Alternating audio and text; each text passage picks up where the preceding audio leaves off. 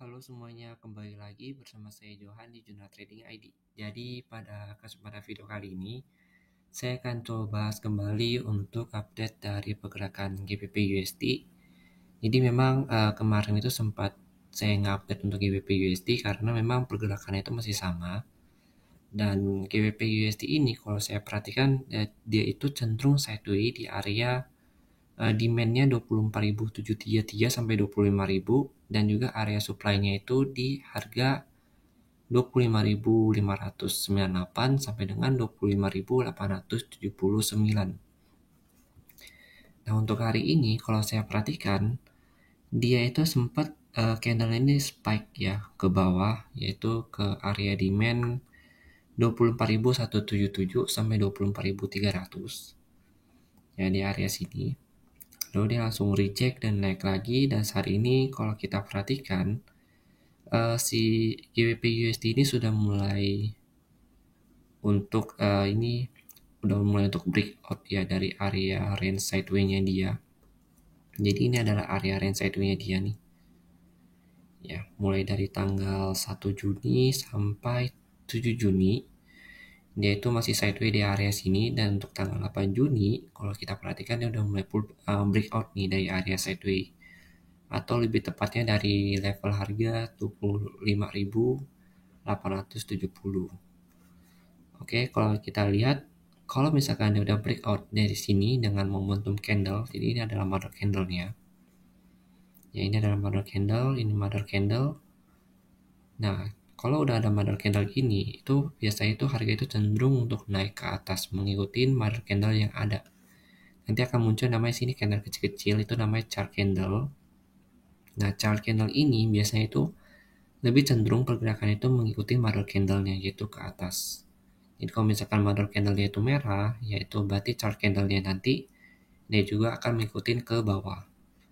Nah, saat ini kalau kita perhatikan yang ada di GBP USD ini ada mother candle-nya itu warna hijau, yang artinya nanti chart candle-nya ini kalau dia mau naik, maka dia tidak akan pernah break dari area ini, atau tidak akan turun lebih dari 50% dari si mother candle-nya.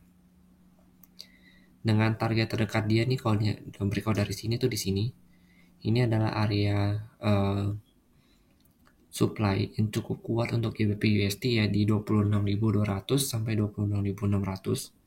Kalau dia nggak break dari area ini ya, itu dia akan turun kembali ke bawah, melakukan retest kembali ke 25.860 ke sini. Tapi kalau misalkan dia break dari area sini, maka kita bisa lihat lagi ya, seperti yang kemarin saya katakan, target terdekat dia kalau dia break dari 26.600 ini itu ada pada level harga 26.900 sampai 27.270 di area sini ya.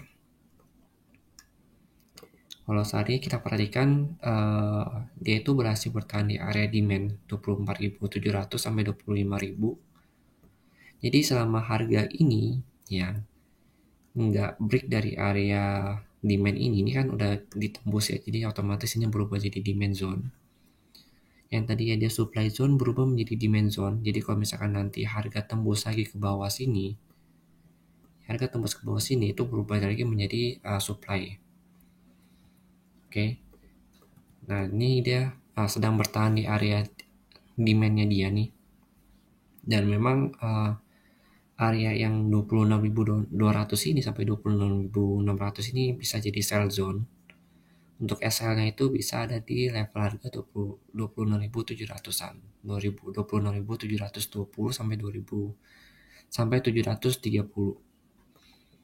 Nah, ini bisa kalian sesuaikan dengan risk to reward kalian atau resiko kalian masing-masing, dan juga bisa sesuaikan dengan money management kalian.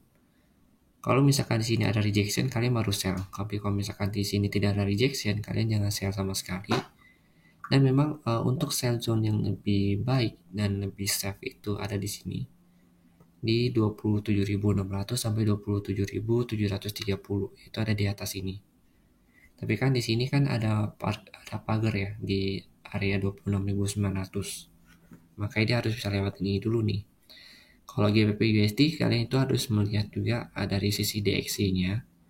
Karena kalau kita perhatikan untuk hari ini DXY ini belum bisa break dari area 102.7 ya, dari low dia, dari high dia yang ini, dia reject dari area ini, atau lebih tepatnya itu ada di level harga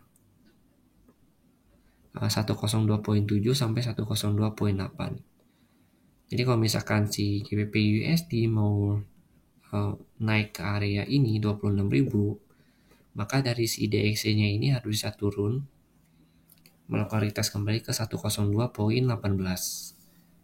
Ya, jadi kalau misalkan DXY ini belum break dari 102.18 ini, maka si GBP USD ini masih susah untuk naik ke atas, karena memang kalau kita perhatikan ya, secara pergerakan si GBP USD dengan DXY ini tidak berkorelasi.